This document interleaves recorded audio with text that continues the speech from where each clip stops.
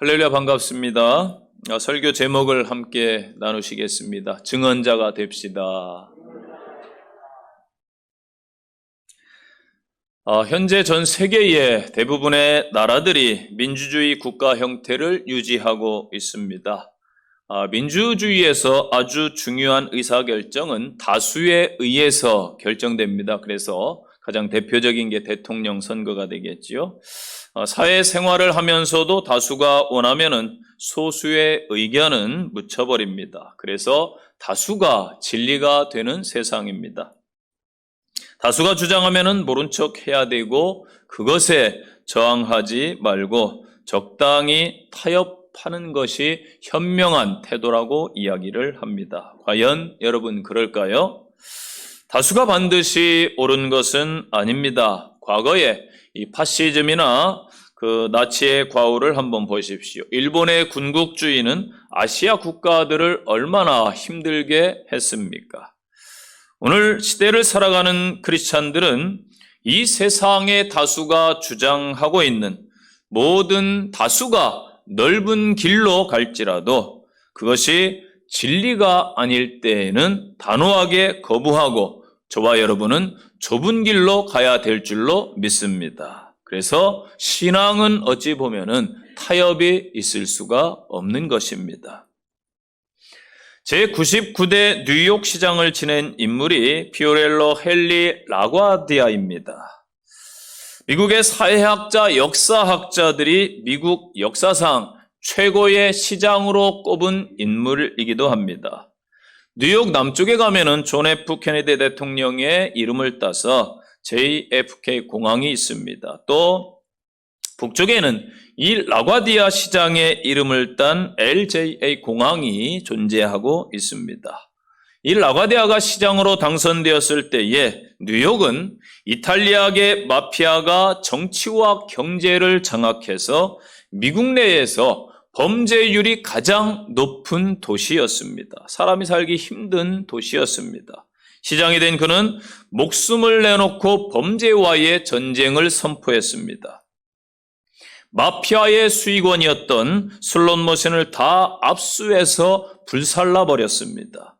이탈리아계였던 라과디아는 같은 이탈리아 사람끼리 왜 그러냐며 회유와 협박을 받게 됩니다. 그러나 그는 자신의 시장이 된 책임은 뉴욕 시민들이 안전하게 잘 사는 것이라 여기고 절대 타협하지 않았습니다. 그리고 끝까지 마피아를 소탕했습니다. 라과디아는 공화당의 그 당시에 유력한 대선 후보였습니다. 당시 경제공황이 미국에도 시작되어서 모두가 힘들어졌습니다. 그런데 민주당의 경제 정책인 뉴딜 정책이 라과디아의 눈에 들어왔습니다. 그는 당파를 떠나서 그 뉴딜 정책을 지지했습니다. 공화당의 유력한 대선 후보가 그랬으니 공화당에서는 난리가 났습니다. 이로 인해서 그는 공화당에서 정치적 기반을 잃게 되었습니다. 그러나 뉴욕 시민을 위한 그의 결정이 지금의 세계적인 경제 수도인 뉴욕을 만든 것입니다. 그는 자신의 정치적 이권과 야망과는 상관없이 시민들이 잘 사는 길을 선택했던 것입니다. 그는 진정으로 참 정치인이었습니다. 여러분, 오늘 본문의 배경은요, 바울이 산헤드린 공회에서 증언하는 내용입니다. 왜 바울이 산헤드린 공회에 서서 증언을 하게 되었는가는 사도행전 21장으로 거슬러 올라가야 됩니다.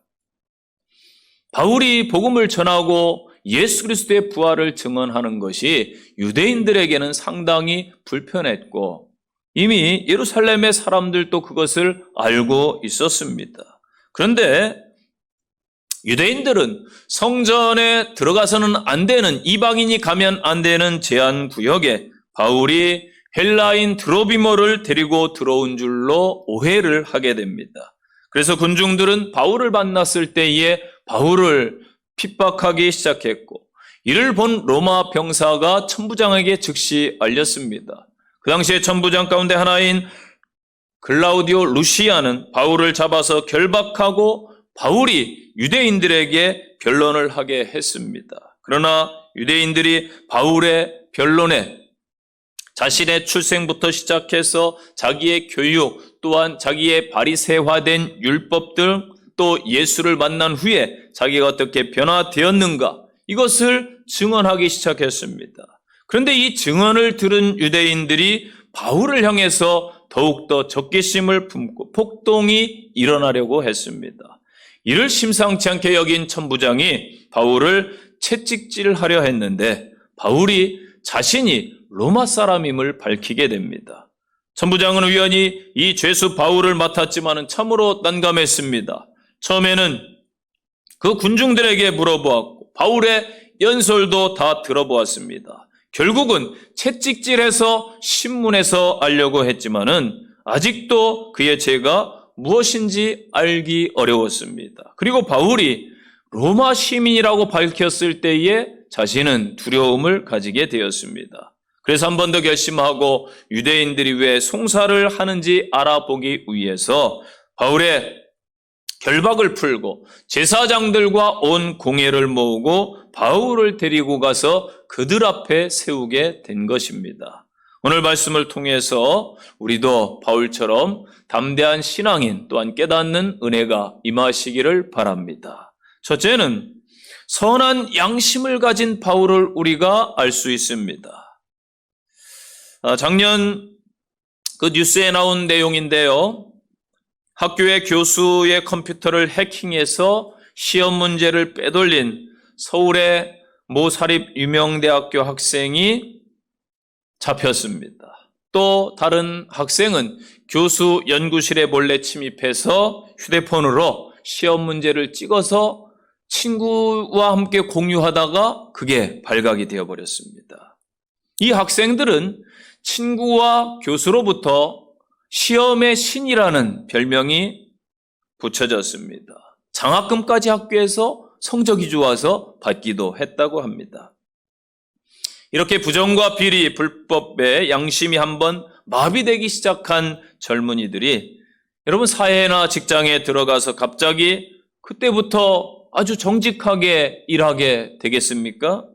그렇지 않을 것입니다. 오히려 기회가 되면은 예전처럼 부정을 저지르고 부정한 방법으로 출세하기 위해서 남을 아프게 할 것입니다. 또 다른 사람들은 나만 억울하게 당할 수 없다라고 그렇게 여기지 않겠습니까? 과정이야 어찌되었든 뭐로 가도 서울만 가면 된다라는 결과지상주의, 또 성적지상주의와 사회적 약자와 함께 살아갈 줄 모르고 승자 독식, 약육 강식의 그러한 정글의 논리가 지배하는 이 시대가 너무나 안타깝다라는 생각을 해봤습니다. 여러분, 양심은요, 선악에 관계되는 의식을 말합니다. 선에 대해서는 긍정적이고 좋은 태도를 가지게 되고 악에 대해서는 부정적이고 나쁜 태도를 갖는 것을 양심이라고 말합니다. 사람은 다 태어날 때부터 이 양심이라는 것을 가지고 태어나는 것을 우리가 알 수가 있지요. 1절 말씀 보세요. 바울이 공예를 주목하여 이르되, 바울은 지금 유대인의 최고의 법정 산헤드린 공회 앞에서 초라한 죄수로 서 있습니다. 그 권위와 위험 앞에 주눅이 들 법도 합니다. 하나님의 사람 바울의 태도는 그런데 당당했다라는 사실을 아시기 바랍니다. 공회원들을 위압하는 담대함으로 그들을 똑똑히 주목해서 바라보았습니다. 여기 주목하여라는 단어가 중요한데요.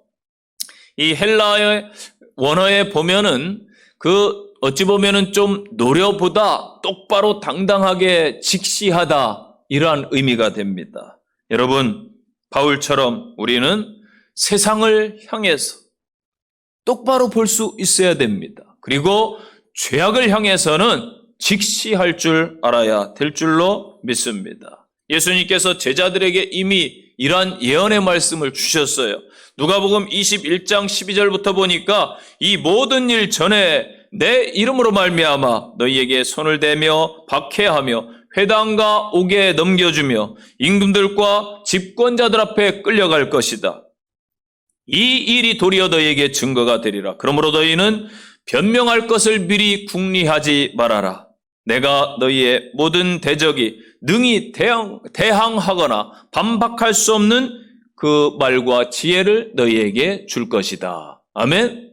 예수님께서는 이미 제자들이 이러한 상황에 놓일 것을 아셨습니다. 바울은 당당히 고백합니다. 뭐라고 고백해요? 1절 말씀을 보세요. 여러분 형제들아, 오늘날까지 내가 모든 일에 양심을 따라 하나님을 섬겼노라. 아멘. 바울이 범사의 양심을 따라 하나님을 섬겼다고 주장한 것이 유대인들의 눈에 거슬렸어요. 율법에 따라 하나님을 섬겨야 되는데 유대인들의 눈에는 양심에 따라 섬겼다고 하니까 바울이 교만하게 비친 거예요. 여러분, 율법은 기록된 문서입니다. 눈에 보이는 법이에요. 그러나 양심의 법은 눈에 보이지 않습니다. 율법은 여러분 죄를 깨닫게 해줍니다. 어떤 사람이 거짓말을 했습니다. 10계명에 보니까 거짓 증거하지 말라고 되어 있어요. 그래서 율법을 보고 이게 죄구나 깨달았습니다. 그러나 이방인인 유대인이 아닌 사람들은 율법을 몰라요. 그런데 거짓말을 했는데 마음이 너무 괴로운 거예요.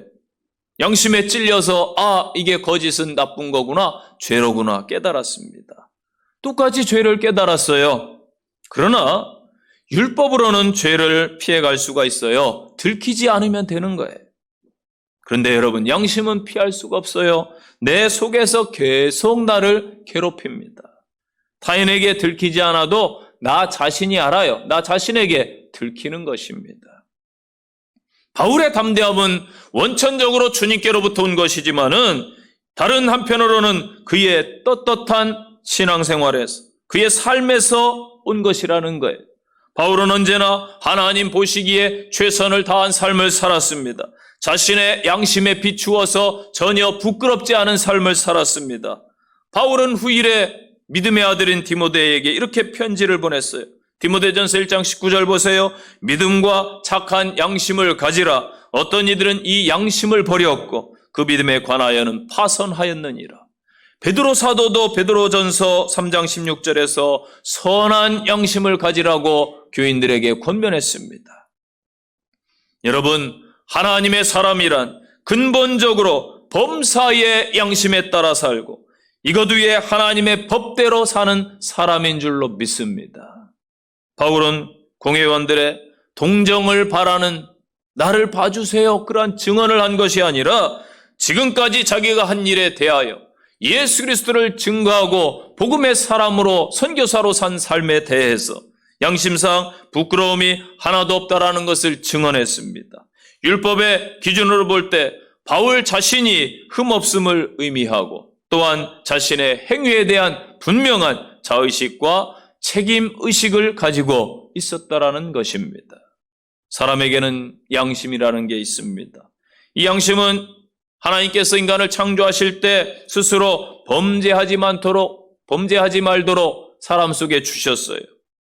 그래서 사람이 죄를 짓거나 부도덕한 일을 하게 되면은 양심이 발동돼요. 그래서 괴로운 거예요. 다윗을 보세요. 뼈가 녹는 고통이라고 그렇게 표현해주고 있습니다. 잘못된 행동이 양심을 괴롭혀요. 그런데 아담과 하와가 에덴 동산에서 하나님께 범죄함으로 이 양심이 마비되는 거예요. 화인 맞아버렸어요. 우리 성도들도 범사에 선한 양심을 가지고 살아가시기를 바랍니다. 양심대로 살지 않으면 가책이 찾아오고요. 그러면 괴로운 인생이 되는 거예요. 여러분, 마음속에 무거운 돌덩이를 안고 살아가면 늘 답답하고 한숨이 나오는 거예요. 그래서 여러분 양심에 꺼리 끼거나 죄를 지어보세요. 한숨이 나오고 하나님 앞에 답답함이 있는 거예요. 사람 앞에도. 옛날 피타고라스의 제자가 돈은 나중에 지불하기로 하고 외상으로 구두 한 켤레를 사서 신었습니다. 일주일 후에 돈을 가지고 가보니까 구두방 주인이 돌아가시고 가게가 텅 비어 있었어요. 옳거니 공짜로 구두 한 켤레 얻었네. 얼마나 기분이 좋았는지.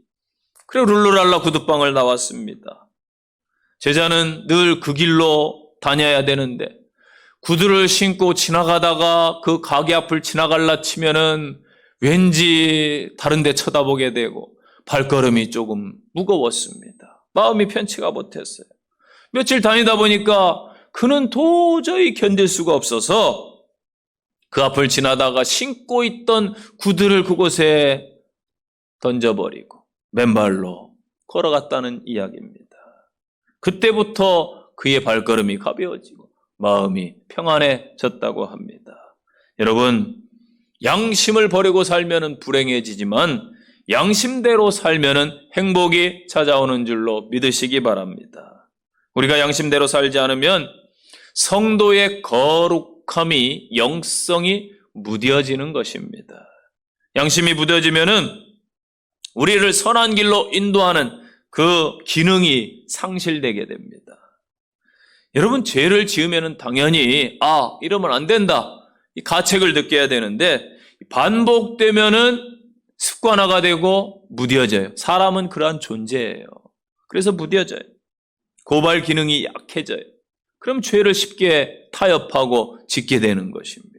그래서 양심은 하나님께서 우리에게 주신 예방 감지 센서예요. 저희 교회에도 이제 세콤이라는 감지기가 있어요. 도둑이 침입하면은 삐요삐요 알려줍니다. 여러분, 차 운전하시죠? 차 요즘에는 다 과학적으로 만들어져서 좋아요. 운전하려 치면 앞에 좀 커브 돌 때라든지 장애물 있으면은 삑삑거리고 알려줘요. 특히 후진할 때에 그만 가세요 하고 삑삑 소리 나면서 알려주는 거. 이걸 무시하면 차가 스크래치 나고 불편함을 겪겠지요. 여러분, 이와 똑같아요. 우리의 인생에 장애물이 있을 때에, 우리의 삶에 답답함이 있을 때에, 우리 인생에 문제가 있을 때에 양심이 이런 기능을 하는 것을 감사하시기를 바랍니다. 여러분은 지금 현재 어떠한 상태입니까?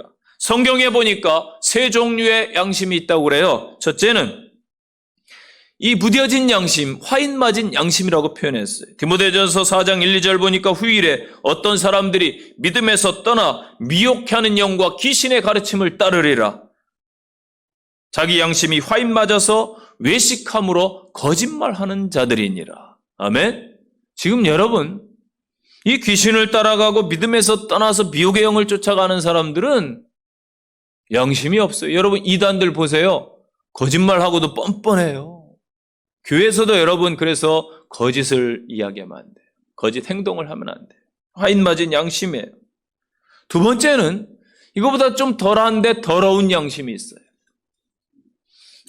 디도서 1장 15절부터 보니까 깨끗한 자들에게는 모든 것이 깨끗하나 더럽고 믿지 않은 자들에게는 아무것도 깨끗한 것이 없고 오직 저희 마음과 양심이 더러운지라.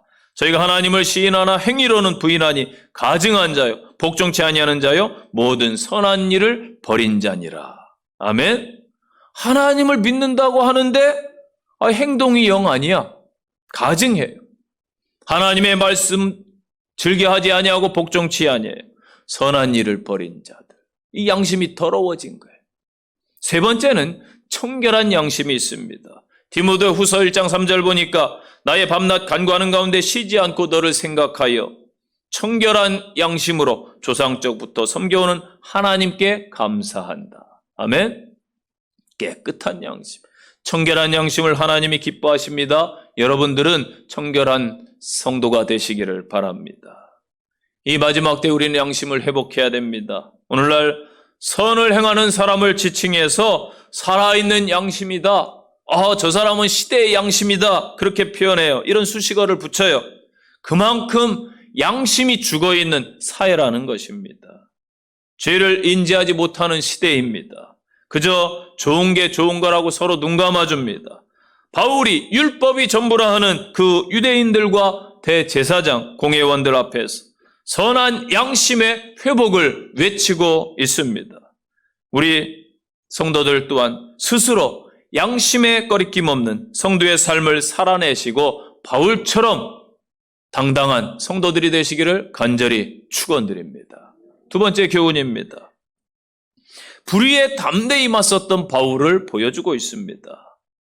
여러분, 현재 세상이 불의하다라고 생각하십니까? 아니면 정의롭다고 생각하십니까? 아마 대부분의 사람들은 그걸 말이라고 합니까? 질문이라고? 불의한 세상이지요. 부정이 만연한 세상, 불의한 세상이라고 많은 사람들이 여깁니다. 그렇다면은 왜 이렇게 되었겠습니까? 불의에 대해서 대항하는 사람들이 그만큼 적었다라는 것입니다. 오늘날 교회들조차 불의해요. 불법을 막 저질러요. 그 유튜브에 설교들이 올라가고 방송 올라가는데 많이 아마 내려졌을 거예요. 홈페이지 보면은. 왜냐하면은 저작권 문제로 인해서 내렸습니다. 저희는 아무 생각 없이 찬양곡 불렀어요. 그런데 아무 생각 없는 것도 죄가 되는 거예요. 생각 있이 살아야 됩니다. 불법이에요. 물론 성가대 찬양이라든지 다른 찬양 행사할 때 항상 저희는 저작권을 의식해서 사가지고 했습니다. 떳떳했어요. 그런데 저희도 모르게 그냥 부르는 찬양들은 무의식 중에 그렇게 해왔던 거예요. 한국 교회는 당연한 듯이 그렇게 여기고 있고 어떤 성도들은 그게 뭐라고 이렇게 혹 생각할지도 몰라요. 왜? 관행처럼 내려왔으니까. 그러나 여러분, 지금 시대는 이러한 것은 잘못입니다. 저도 옛날에 교회 건축할 때 소도시니까 시청에 있는 분들 서로 다 잘 알아요. 시장님부터 시의원들 저하고 친해요.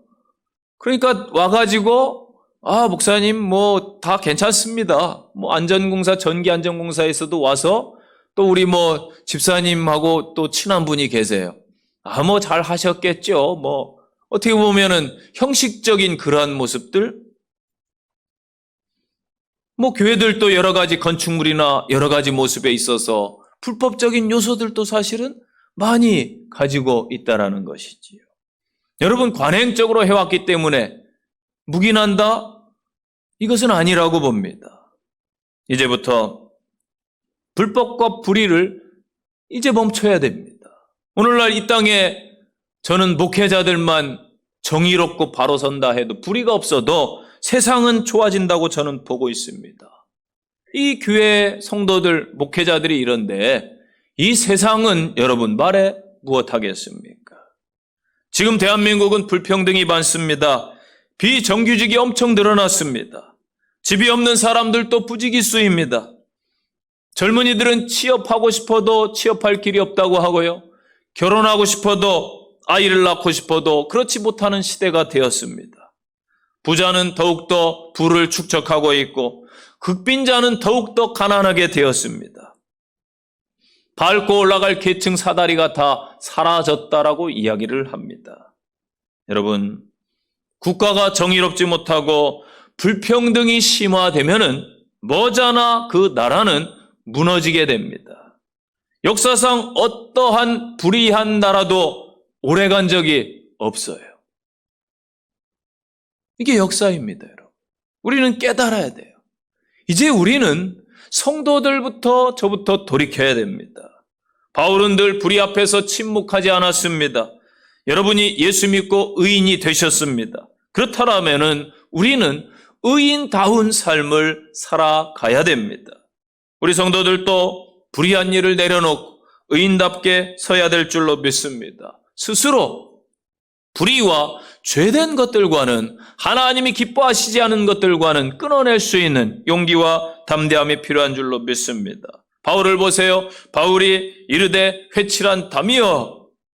여러분, 난폭한 성격인 대제사장 아나니아, 바울의 당당한 태도가 마음에 들지 않았어요.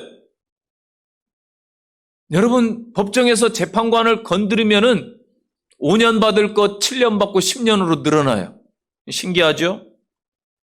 산헤드린 공회의 권위에 도전한다고 생각해서 아나니아가 스스로 양심껏 잘 살아왔다라고 고백하니까 그 입을 치라고 명합니다. 유대인들에게 있어서 뺨을 맞는 것, 입을 때리는 행위는 사람의 인격을 극도로 모욕하는 표현입니다. 바울에게 증언하라고 해놓고 그의 한마디 말에 사리를 따져보지도 않고 즉각적으로 입을 치라병한 아나니아의 행위는 그의 폭력적인 성격을 보여주고 있지요. 그래서 바울이 이야기합니다. 바울이 이르되 3절 보세요. 회칠한 담이여 하나님이 너를 치시리로다. 네가 나를 율법대로 심판한다고 앉아서 율법을 어기고 나를 치라 하느냐. 아멘. 바울은 아나니아의 불법적이고 인격 모독적인 행위에 대해서 조금도 굴하지 않고 강력하게 맞서고 있어요. 회칠한 담이여, 이 표현은 일찍이 예수님께서 서기관과 바리새인들에게 마태복음 23장 27절에 보면 회칠한 무덤이여 라고 이야기를 했어요. 이게 무슨 말이에요? 그들의 위선에 대해서 질책하는 말씀입니다. 위선자라는 거예요. 제가 1986년도에 아르바이트를 했어요. 그때 뭐 했냐면은 1986년도에 저희 나라에서 굵직한 국가 행사가 있었습니다.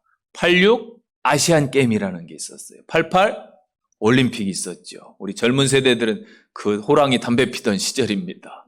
그때 제가 대학생이었는데 86 아시안 게임 때 아르바이트를 했어요. 무슨 아르바이트를 했냐면은 이 각국의 정상들 또 관광객들 외국인들이 오니까 이 도로 옆에 있는 집들은 이렇게 국가에서 담장에 페인트 칠해주고 지붕에 이렇게 페인트 칠해주는 새 것처럼 보이게 하는 그러한 일들을 했습니다.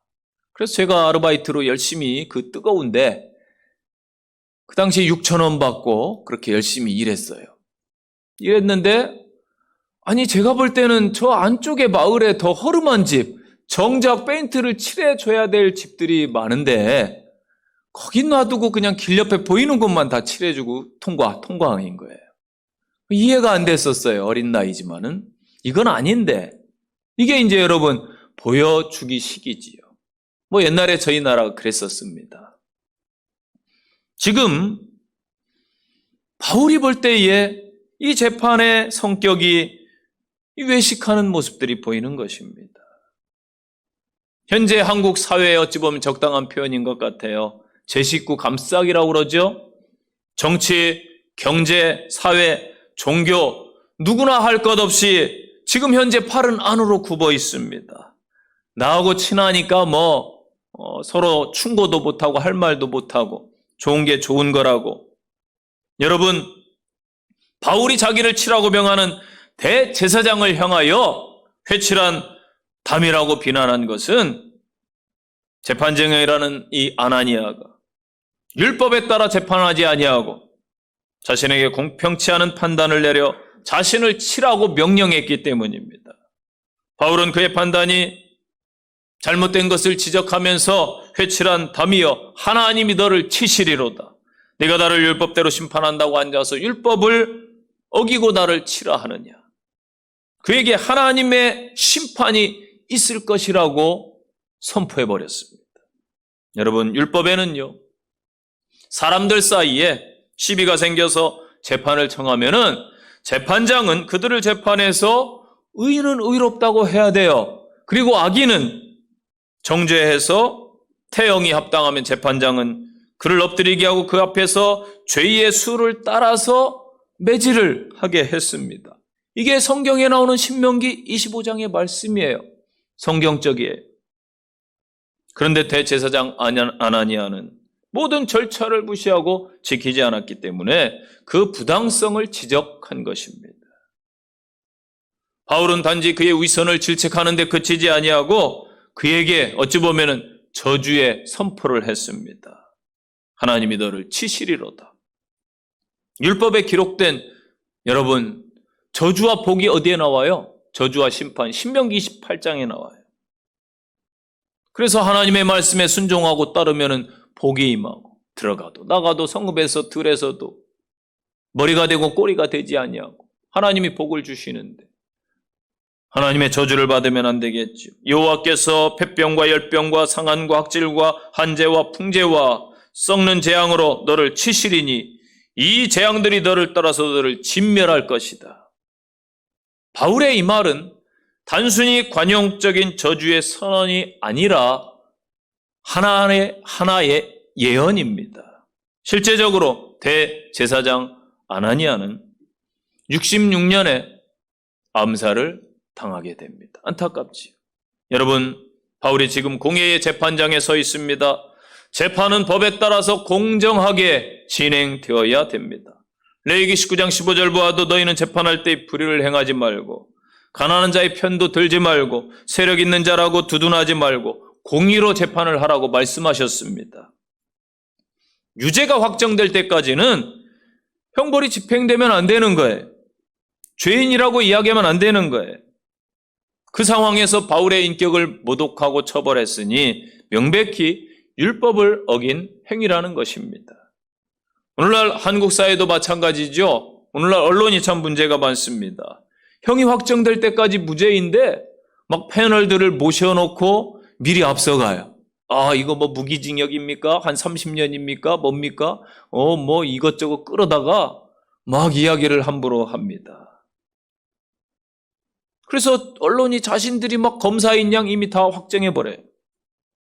이 정치권에서 막 권력 있으면 그렇게 합니다. 그리고 뭐 예상 보도하기도 하죠. 그런데 나중에 혹 무죄가 나와도 전혀 사과 한마디 없어요. 반론 보도도 잘 안 해요. 방송과 언론은 어찌 보면 공정함이 생명인데 참 안타까운 현실이지요. 여러분, 오늘날 우리 그럼 크리스찬들은 어떠합니까? 불의에 당당히 맞서고 계십니까? 아니면 적당히 타협하고 침묵하고 있습니까? 먼저 담대함을 회복하시기 바랍니다. 하나님의 사람됨을 회복하면 감히 마귀가 그리고 세상이 우리를 어떻게 하지 못합니다. 불의한 세상 속에 저희는 살아가야 되고 또 살아가고 있습니다. 그렇다고 불의를 모른 채 하며 그냥 적당히 살아가야 되는가? 누군가는 그러할지라도 의인답게 살아가야 됩니다. 바울처럼 담대함으로 저와 여러분이 승리하시기를 바랍니다. 우리는 성도이기 때문입니다. 세 번째 교훈입니다. 오늘 숙일 줄 아는 겸손한 바울을 보여주고 있습니다. 여러분, 평소에 사과에 익숙한 사람이 얼마나 되겠습니까? 타인을 향해서 숙일 줄 아는 사람 많지 않습니다. 잘못을 많이 하는데 내 잘못을 인정하고 사과하는 사람이 의외로 많지 않습니다. 예를 들어 아이들을 키우는 부모님들 잘 들으세요. 저도 그렇게 아이들을 잘 키웠다라고 말할 수는 없지만은 우리가 아이들에게 화를 내고 넘어가는 경우가 참 많습니다. 그러면서 뭐라고 생각해요? 아이, 어린애가 뭘 알겠어. 여러분, 그러나 부모도 아이에게 말귀를 못 알아들을지라도 사과할 줄 알아야 돼요. 부모의 솔직한 인정과 사과가 아이에게 어떤 영향을 미칠까요? 자존감 높은 아이로 키우는데 도움을 준다고 합니다. 부모가 잘못을 인정하고 사과할 때에 아이는 존중받는 느낌을 받아요. 그로 인해서 자존감이 올라가고 높아지는 것입니다. 나이 많으신 분들도 어린 사람들에게 사과할 줄 알아야 됩니다. 스승도 때로는 제자에게 사과할 줄 알아야 됩니다. 대통령도 국민들에게 정치를 잘 못하면 사과해야 돼요. 나와서 사과할 줄 알아야 돼요. 목사도 교인들에게 사과할 줄 알아야 됩니다. 사장도 사원들에게 사과할 줄 알아야 되고 부모도 자식에게 사과할 줄 알아야 되겠지요. 혹 자존심까지 내려놓고 사과까지 했는데 받아주지 않는다고 서운해하지 마시기 바랍니다. 사과를 받아주는 것 역시 당사자의 몫인 거예요. 우리는 시간과 때를 놓쳐 사과하지 못한 경우가 많지요. 그때 오해를 불러오고 오해가 생기는 거예요. 신앙에서도 여러분 마찬가지입니다.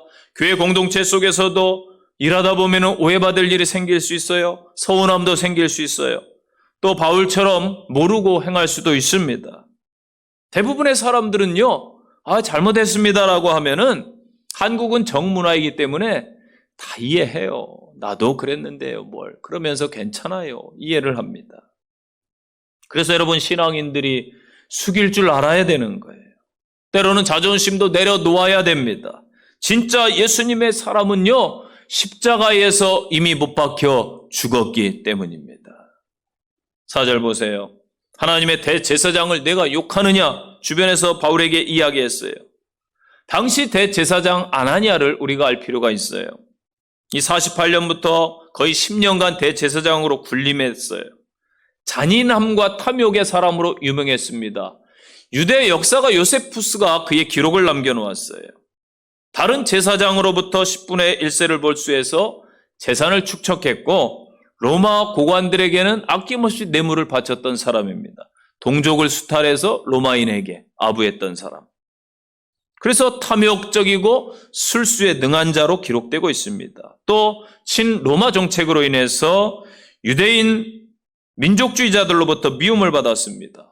이 바울뿐만 아니라 유대인들은 이것을 다 알고 있었다라는 거예요.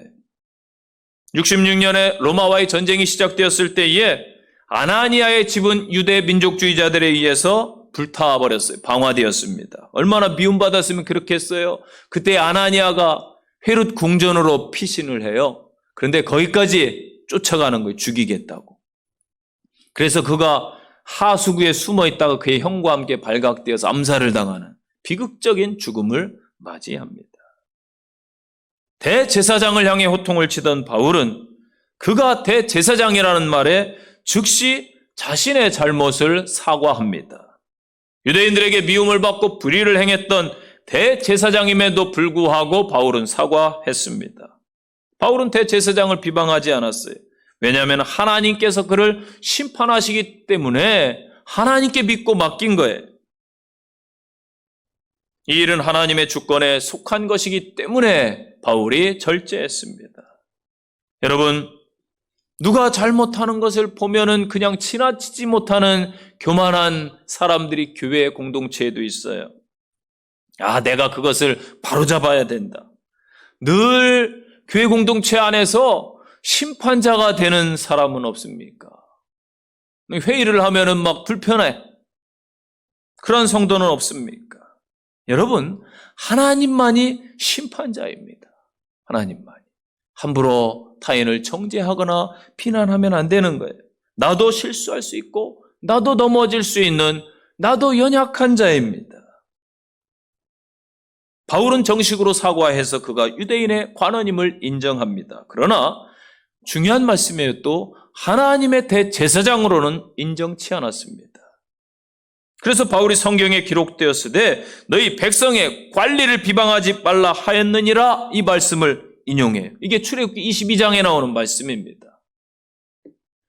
바울 곁에 서서 말한 사람은 그가 하나님의 대제사장이라고 말했지만은 바울은 하나님 빼고 제사장이라고 한 말을 보아서 바울의 의중을 알 수가 있어요. 그래, 관리로서는 인정하겠다. 여러분, 대부분의 사람들은 자신의 저지른 잘못은 작다라고 생각을 합니다. 나를 볼 줄 모르는 거죠. 남의 잘못은 엄청 크게 봐요. 나는 저렇지 않다라고 착각을 하지요. 과연 그렇겠습니까? 여러분, 나는 누구보다 내가 더 잘 압니다. 이제부터 신앙인답게 겸손을 회복하시기를 바랍니다. 그러나 바울처럼 비굴하지는 마십시오. 적당히 타협하지는 마십시오. 예수님처럼 바울처럼 겸손함으로 승리하는 성도 되시기를 바랍니다. 마지막 교훈이에요. 담대한 바울을 우리가 배울 수 있어요. 11절 말씀 보세요. 그날 밤에 주께서 바울 곁에 서서 이르시되 담대하라. 내가 예루살렘에서 나의 일을 증언한 것 같이 로마에서도 증언해야 하리라 하시니라. 아멘. 바울 사도는 자신의 증언함에도 불구하고 여전히 소요가 일어났어요. 그때 지혜롭게 한쪽 군중은 바리새인이요 한쪽 군중은 사두개인 것을 간파하고 바리새인들을 이용해서 논쟁을 붙임으로 이 위기를 벗어납니다. 하나님께서 아마 지혜를 주신 것 같아요. 여러분, 나도 율법을 지키는 바리새인입니다. 바리새인의 아들입니다. 그랬더니 바리새인들이 율사들이 나서서 변호해 주는 거예요. 야, 하나님의 영이 이야기하게 하는 거라면 어떨 거야? 어떻게 해야 돼? 그래서 위기를 벗어나게 되죠. 굶주린 맹수처럼 바울을 삼키려 드는 그 폭도들 군중들 가운데 벗어난 바울이 다시금 그 안토니아 요새의 감금을 당하게 됩니다. 바울의 인생에 어두운 그늘이 드리워졌을 때에 그때에 예수님께서는 그에게 위로자로 나타나셨어요. 그래서 바울 곁에 서서 이 말씀이 중요합니다. 이 곁에 서다라는 에피스타스라는 단어가 쓰였는데 이게 합성어예요. 이 가까움을 나타내는 단어와 멈춰 서 있다 이 단어가 합쳐진 거예요. 그러니까 내 옆에 가까이 멈춰서 있는 것. 과거에도 늘 힘겹고 어려울 때 바울에게 나타나셨던 그 주님께서 지금 긴박한 상황 가운데 재판에 지쳐있고 서러운 그 자신에게 나타나셔서 곁에 계세요. 여러분, 저와 여러분에게도 동일한 줄로 믿으시기 바랍니다. 내가 긴박할 때에, 내가 힘들 때에, 남이 알아주지 못할 때에, 어찌할 줄 모를 때에 그때 우리 주님이 저와 여러분의 곁을 지켜주시는 줄로 믿으시기 바랍니다. 주님은 바울을 위로하시고요. 로마 선교에 대한 비전을 확실히 제시하세요. 그리고 뭐라고 말씀하세요? 담대하라. 이 담대하라 예수님께서 하신 말씀이에요. 신약에 7번 나타나요. 이 담대하라로 번역된 단어가 용기를 가져라, 기운을 내라, 현재 명령형으로 쓰여 있어요. 현재 네가 낙심할 필요 없어. 내가 함께하는데 뭐가 걱정이야? 힘을 내. 이런 의미겠지요. 세상을 이기신 예수님께서 바울에게 지금 담대하라 말씀하고 계십니다. 그리고 이 환상의 중요성은요, 위로와 권면뿐만 아니라 로마로 가려는 바울의 계획에 확신을 주었어요. 증거하여야 하리라. 증거하여야 하리라. 이 말씀은 사도행전 19장 21절의 말씀입니다. 이 제 확신이에요. 이미 말씀을 주셨어요. 네가 예루살렘에서 증언한 것처럼 로마에 가서 증거자가 될 거야. 사도행전 1장 8절 보십시오. 너희에게 성령이 임하면 권능을 받고 예루살렘과 온 유대와 사마리아와 땅끝까지 이르러 내 증인이 되리라. 아멘. 그 말씀처럼 복음을 들고 점점 땅끝으로 가는 과정을 보여줘요. 결론적으로는 로마에 네가 가야 될 것이다. 여러분, 예수 그리스도의 복음은 글자 그대로 사도 바울에 의해서 예루살렘에서 로마로 전파되었습니다. 현재 우리에게도 주님은 말씀하십니다. 아무개 성도여, 염려하지 마. 담대하라. 내가 너와 함께함을 잊지 말아라. 어떤 상황에서도 신앙의 의연함을 잃지 아니하고 담대했던 바울처럼 현재를 이겨내고 승리하는 믿음의 식구들 되시기를 간절히 축복합니다. 결론의 말씀이에요. 여러분, 하루하루의 삶이 모여서 나의 지나온 이 삶의 자리가 만들어지는 거예요. 내 삶의 자리가 어떤지 한번 돌아보시면서 잘 살아가시기 바랍니다. 사내들인 공회 앞에서 담대하게 자신을 피력했지만 바울은 피곤하고 지친 몸으로 감옥에 갇혔습니다. 변호를 통해 사실 얻은 게 별로 없는 것 같아요. 전혀 예상치 못한 상황에 놓여서 지치고 힘들어할 때에 주님이 찾아주셔서 위로해 주셨습니다. 내가 예루살렘에서 나를 잘 증거했다. 저 로마에 가서도 나의 증인이 되도록 하겠다. 바울은 대제사장과 공회 앞에서 비굴하게 변명하지도 아니했고 타협하지도 아니했고 신앙의 양심은 더더욱 굽히지 않았습니다. 현재 마귀의 전략은요, 지금 더 치밀하고 그때보다 더 교묘합니다. 이 코로나 시대에 신앙생활을 어떻게 해야 될지 참 고민이 많이 되는데 이 땅의 한국의 많은 교회들과 성도들이 지금 어찌 보면 안일해져 있지 아니한가 그런 생각이 들어요. 우리는 어떠한 상황에서도 바울처럼 신앙인답게 서시기를 바랍니다. 하나님의 사람은 어느 시대든지 항상 당당했습니다. 언제나 세상을 이겨냈습니다. 여러분들이 그런 바울과 같은 신앙으로 굳건히 한 주 승리하시기를 축복합니다. 기도하겠습니다. 살아계신 아버지 하나님, 어려운 시대 속에 저희들이 살아갑니다. 힘겹고 지쳐있는 성도들에게 주님이 다가가셔서 세임 주시고 위로하시고 말씀하여 주옵소서. 한 주 동안 세상 속에서 하나님의 도우심을 힘입어 감사함으로 넉넉히 이기는 성도들 되게 하옵소서. 주 예수님 이름으로 기도합니다. 아멘.